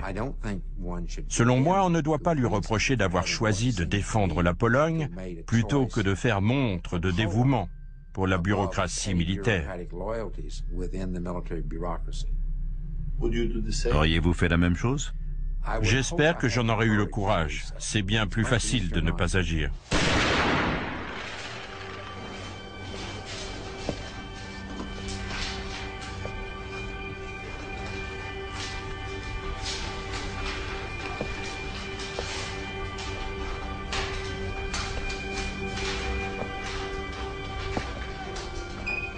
Bonjour.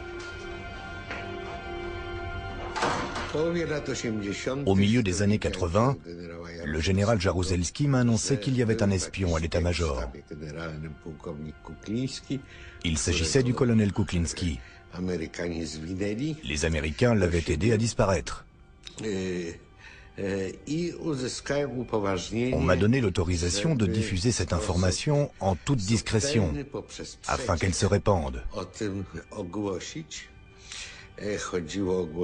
C'était la presse américaine qui se chargerait de la rendre publique. Ah oui, Jerzy Urban.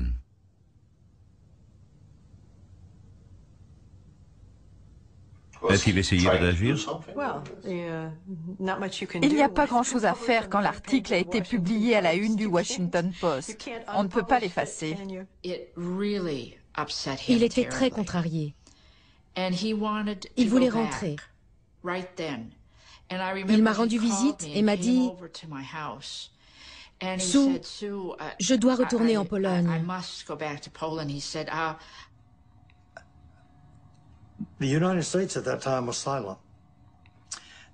Les États-Unis n'ont pas commenté l'affaire à l'époque, ce qui a provoqué la colère de Kuklinski. Il pensait qu'un représentant de son pays d'accueil aurait dû se manifester pour dénoncer les mensonges d'Urban. Les États-Unis et d'autres pays ne l'ont pas fait, pour des raisons très valables, certainement. Cependant, rien ne justifiait ce silence aux yeux de Kuklinski. Il s'est senti abandonné.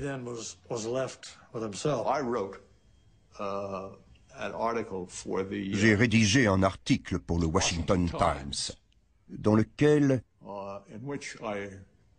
j'accusais le gouvernement d'avoir oublié le colonel Kuklinski. C'était injuste. Je pense à cette réplique d'une pièce de von Schiller, La conjuration de Fiesque à Gênes. Le mort a fait sa besogne, le mort peut s'en aller. On ne pouvait pas le traiter de la sorte.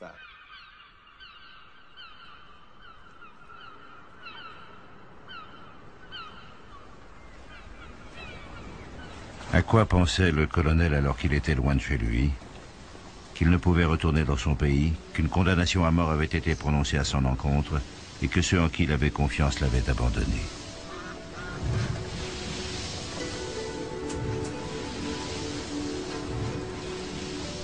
Comment avait-il baptisé son bateau?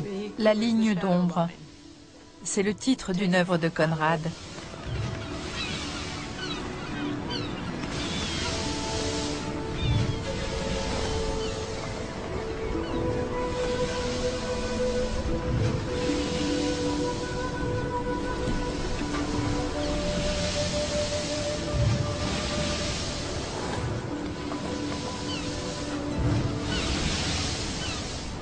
Huit ans après son départ de Pologne, Kuklinski a assisté depuis les États-Unis à la chute du communisme et de l'URSS.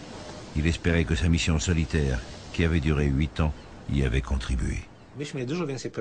Nous étions beaucoup plus sûrs de nous dans nos relations avec les Soviétiques, grâce aux informations qu'ils nous fournissaient. C'est ce qui a mené à la chute de l'URSS.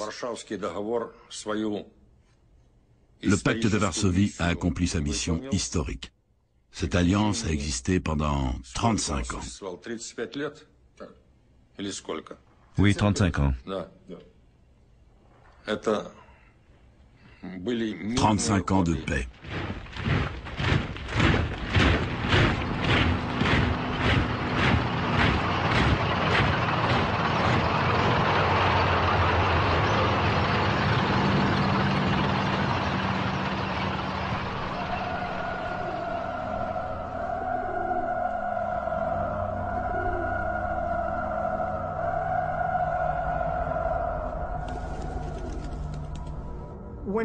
La Pologne est redevenue un pays libre. Malgré cela, la condamnation à mort du colonel Kuklinski a été maintenue pendant plusieurs années, ce qui me semblait incompréhensible. Je suis certain que ça l'a surpris. Ressentait-il de l'amertume? Par moments, oui, j'étais amer moi aussi. Pourquoi a-t-il fallu attendre si longtemps? Toutes les personnes que j'ai nommées étaient d'anciens communistes. Je ne pouvais pas faire appel aux Polonais qui étaient partis en Amérique ou ailleurs, n'est-ce pas? C'est pourquoi je ne faisais confiance à personne et je n'abordais jamais les sujets sensibles. Les personnes qu'il respectait, et notamment Wałęsa, ne comprenaient pas ce qu'il avait fait. Il en souffrait beaucoup. J'espère qu'un jour l'histoire réglera ce conflit et que Kuklinski sera jugé équitablement. Je le répète, je pense que c'est un héros de cette époque. Je n'aurais pas pu faire ce qu'il a fait et lui n'aurait certainement pas pu faire ce que j'ai fait. Ensemble, nous avons libéré la Pologne. Aujourd'hui, à Fort Myer, dans le comté d'Arlington en Virginie, les États-Unis rendent hommage à Kuklinski. Malgré nos demandes répétées, nous n'avons pas obtenu l'autorisation de filmer la cérémonie, car des agents de la CIA en fonction y assistent.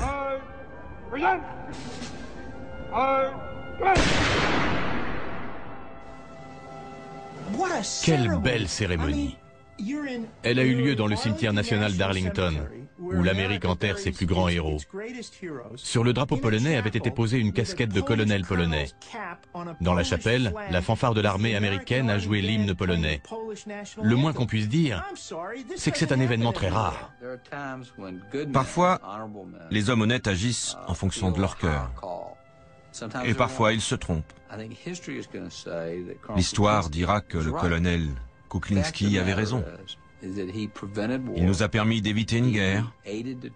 Il a joué un rôle dans une série d'événements qui ont conduit à la libération du peuple qu'il devait défendre.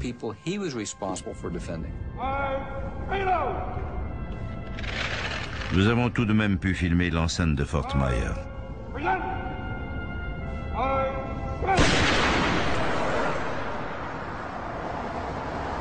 Nous tournons un documentaire sur un héros de la guerre froide. Une cérémonie a été organisée en son honneur à Arlington. On ne filme que Fort Myer. On s'intéresse à la cérémonie. Et pourquoi? George Tenet y a participé, entre autres. Il nous a sauvé la vie. Grâce à lui, la Troisième Guerre mondiale n'a pas eu lieu. Il a été un espion de la CIA pendant 9 ans, alors qu'il faisait partie du plus haut commandement du pacte de Varsovie. Je peux vous montrer sa photo.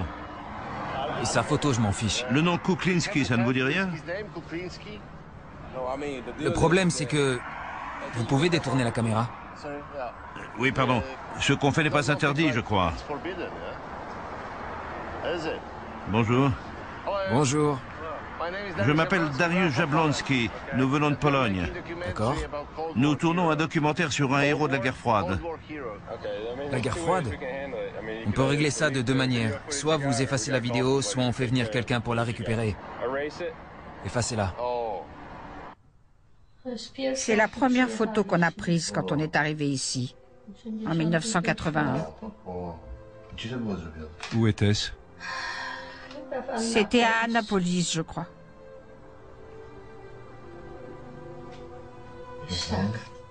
Ça, c'est la remise de diplôme de mon fils. Voilà une autre photo de lui. Lui, c'est Bogdan? Bogdan, oui.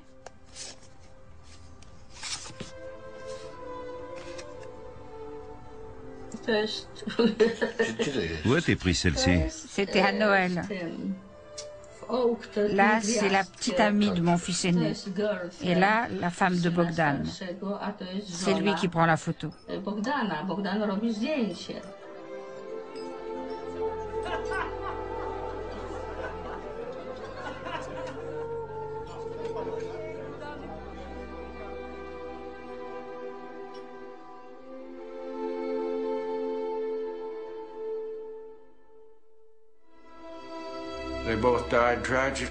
Ils sont morts la même année.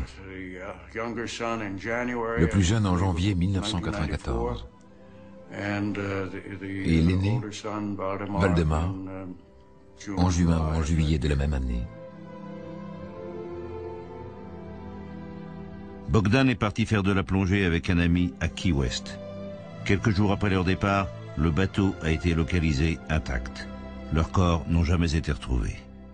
6 mois plus tard, Valdemar a été renversé par une voiture sur le campus de l'université. Le conducteur n'a jamais été identifié. Je n'ai craqué qu'une fois. J'étais en colère contre l'Amérique après l'accident de mon fils aîné. J'avais réussi à tenir le coup lorsque mon cadet était décédé, mais la deuxième fois, c'était trop. Quand on a appris l'accident, j'ai dit « Maudite Amérique » et j'ai éclaté en sanglots. Anna n'a plus jamais été la même, et c'est compréhensible. Elle avait perdu ses 2 fils. À ce moment-là, Kuklinski était au bord du suicide. Il en parlait souvent. On aurait cru qu'il était victime d'une malédiction. Les malheurs s'enchaînaient. Il savait qu'il était responsable de tout cela, mais il ne l'avait pas voulu.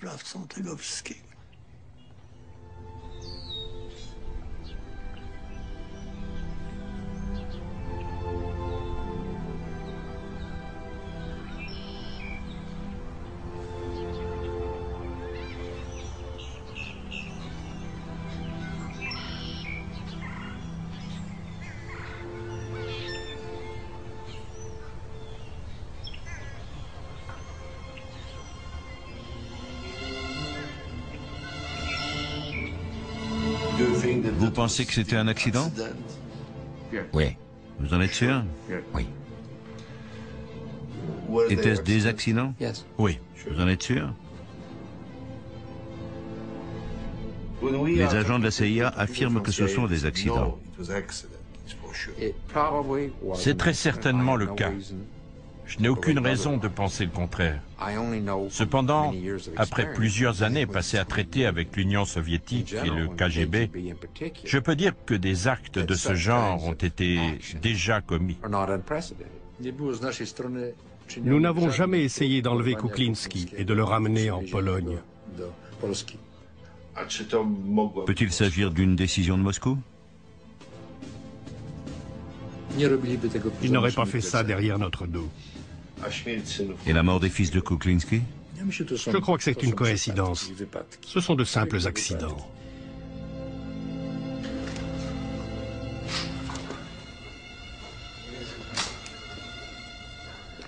Mettons-la sur la grande urne. Celle-ci? Très bien. Sortez-la, s'il vous plaît. Madame Kuklinski nous a demandé d'emporter les cendres du colonel Kuklinski et de son fils Waldemar en Pologne. Quand je me suis occupé des formalités au consulat de Pologne, je me suis rendu compte qu'avant nous, elle n'avait trouvé personne à qui demander ce service.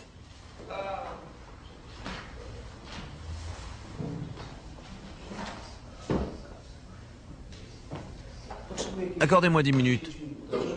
Installez-vous, je vous en prie. Vous voulez boire quelque chose? Non, non.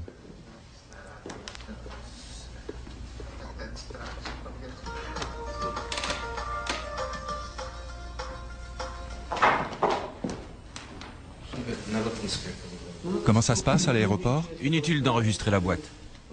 Vous la gardez avec vous comme bagage à main. C'est très joli comme décoration. Il a tout sacrifié pour sauver son pays et le reste du monde. Il a réussi sa mission. Quand ce monde l'a abandonné, a-t-il regretté d'avoir fait tout cela?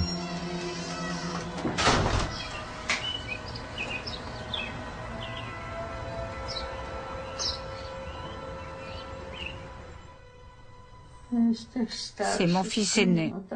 Voilà une autre photo de lui. Ils ne sont plus de ce monde. Regardez, tout petit déjà, Bogdan était à bord d'un bateau.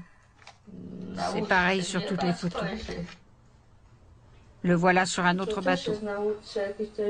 C'est lui là aussi.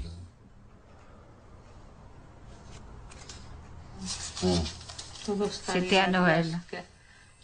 On leur avait offert un petit train.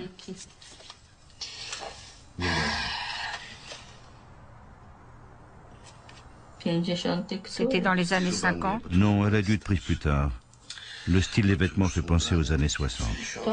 Il me l'avait rapporté de Suède, ce blouson en simili-cuir bleu.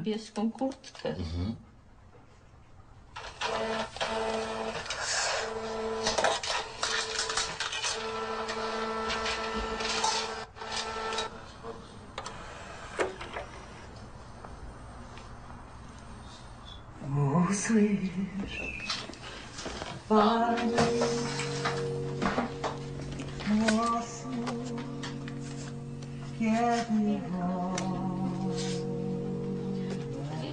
belle chanson. Oui, c'était la dernière prise. Je peux couper alors? Non, laissez.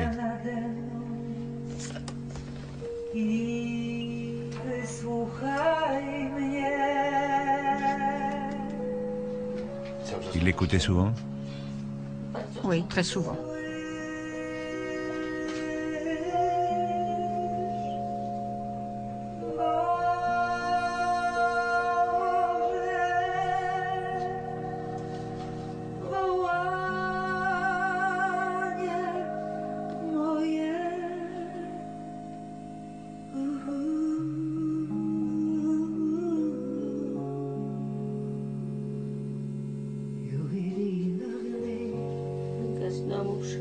Voici une photo de notre maison en Pologne. Derrière, il est écrit « La propriété que nous avons quittée ». Voilà ce qu'il en reste.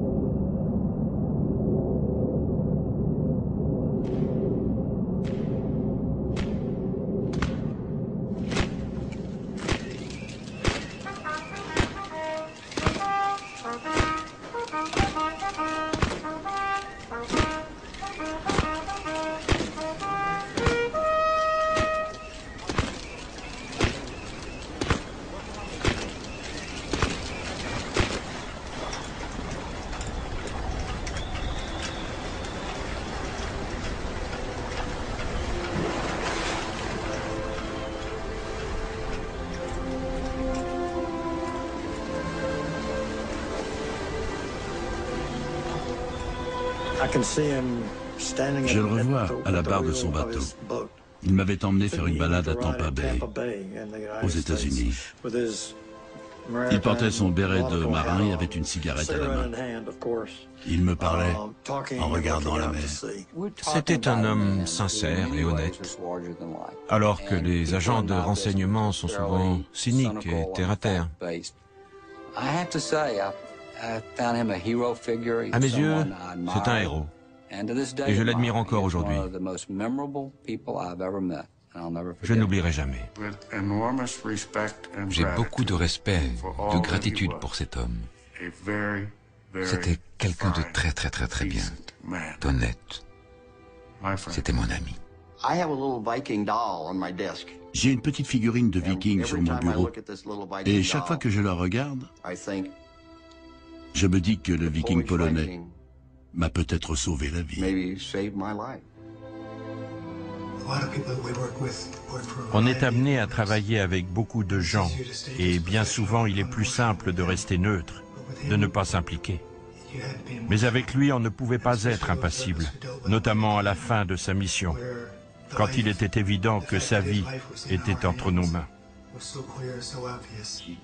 Il aurait pu mourir bien avant. Oui. Avez-vous l'impression que c'est grâce à vous qu'il a pu commencer une nouvelle vie ici? Dans une certaine mesure, oui. Mais on lui est tellement reconnaissant d'avoir fait tout ça qu'on a du mal à se dire qu'il nous doit quelque chose. Cet homme a tant œuvré pour le monde. On arrête.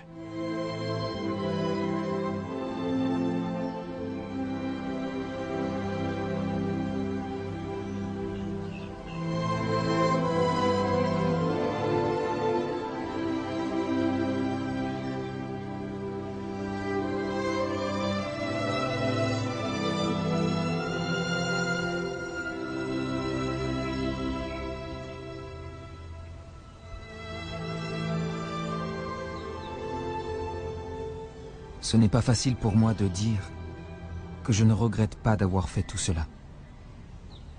Si c'était à refaire, je recommencerais, mais je serais plus efficace. J'étais toujours mécontent. J'avais le sentiment que je n'en faisais pas assez, que mes efforts n'avaient pas les résultats escomptés. Si je pouvais tout reprendre à zéro, je serais plus efficace, plus agressif. Il ne me reste que les souvenirs.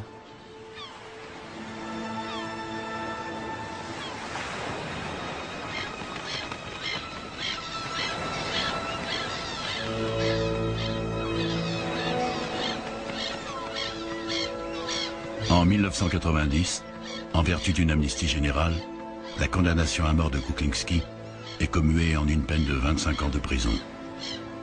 En 1995, le président de la Cour suprême autorise le réexamen exceptionnel du procès Kuklinski.